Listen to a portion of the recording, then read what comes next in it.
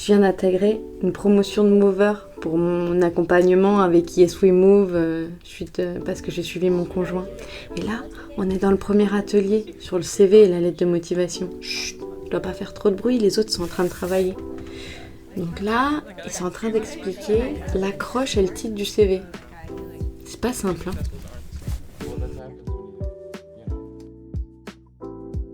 Alors oui, un CV est plus efficace avec un titre, c'est en quelque sorte une accroche, une synthèse de pourquoi vous postulez aujourd'hui à ce poste-là. Alors l'important c'est d'y mettre ce que vous voulez, mais d'être synthétique. Par exemple, si vous avez des compétences techniques particulières, singulières pour le poste, ou encore si vous avez ce qu'on appelle un parcours à trous, c'est-à-dire un parcours non linéaire, expliquez pourquoi vous reprenez, pourquoi aujourd'hui vous êtes là devant le recruteur. Ah oui, adapter son CV à chaque entreprise, vraiment c'est pas simple, hein. Et là, l'expert est en train de nous parler de bien intégrer les bons mots-clés pour passer les ATS. Un ATS, c'est un logiciel que vont utiliser certaines entreprises, petites ou grandes, pour recevoir, analyser, sélectionner vos CV. En fait, qu'est-ce que c'est ? C'est un certain nombre de technologies qui vont aller chercher des mots-clés dans votre CV grâce à des algorithmes. Quels mots-clés ? Ceux qui sont présents dans cette annonce, par exemple.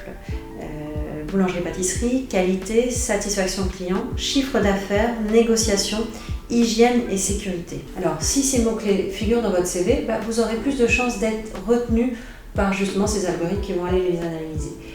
Bonne nouvelle, généralement, ce sont encore majoritairement des humains qui lisent les CV et qui vont les parcourir.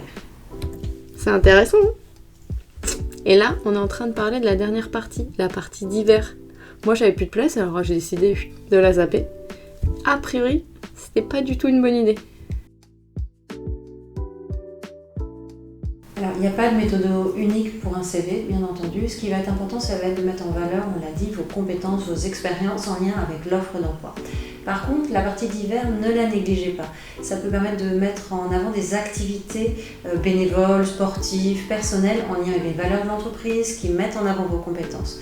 Par exemple, si vous indiquez que vous jouez dans une équipe de football depuis une dizaine d'années, ça peut mettre en valeur, sans le dire, que vous savez jouer en équipe, vous faites des travaux manuels, vous êtes peut-être créatif. L'important dans cette partie va potentiellement de mettre en valeur vos soft skills, vos compétences personnelles, mais aussi d'éveiller la curiosité du recruteur éventuellement, et en tout cas de vous différencier d'autres candidats. Important, ne parlez pas de religion ou d'opinion politique, ça peut brusquer ou ne pas correspondre.